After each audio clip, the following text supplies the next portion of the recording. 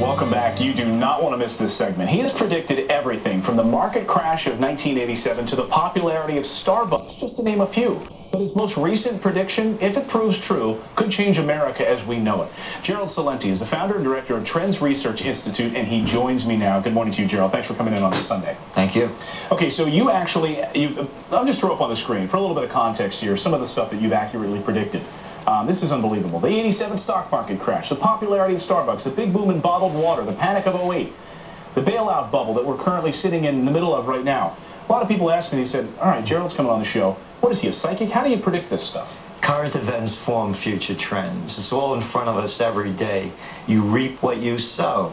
But when people look at data, they skew it to fit their own ideology. We're political atheists. We don't take sides. It's not what we want, what we like, what we wish for. It's what is. And the other issue is we look at over 300 different categories of trends, always making connections between different fields. Okay, so now you've looked at all this research in an unbiased way. It's not left or right that's forming your opinion here. But you're saying now, because I don't want to bury the lead, that we're heading towards an economic apocalypse by the year 2012. Is that right? That's right. Go back.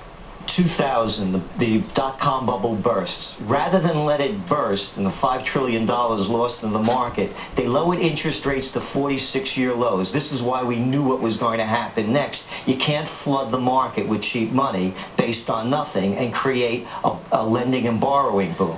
You say we're going to see tax riots also? Just on this point, now what they've done is they're creating another bubble, the bailout bubble, which is bigger than the dot-com bubble, bigger than the real estate bubble. The bailout bubble is $12.8 trillion in the pipeline. The government is now being involved in businesses. It's a whole different game. There's nothing to inflate. So we're going to see the tax riots. We predicted them right here in the Trends Journal in December of 2007. This isn't a right-wing issue. It's not a Fox issue. How do we fix it? How do we fix this?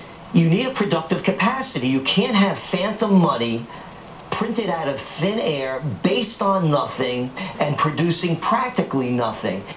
Thin air, based productive capacity. You can't have phantom money printed out of thin air, based on nothing. Phantom money printed out of thin air, based on nothing, and producing practically nothing. You have to stop this madness. You have to have a productive capacity. It could come in a form of an alternative energy, but not wind, solar, geothermal, or biofuel. It has to be bigger than that. Something like the discovery of fire, or the invention of the wheel, a cold fusion, a zero-point energy. All right, you got to read the Trends Journal. Where can people find that?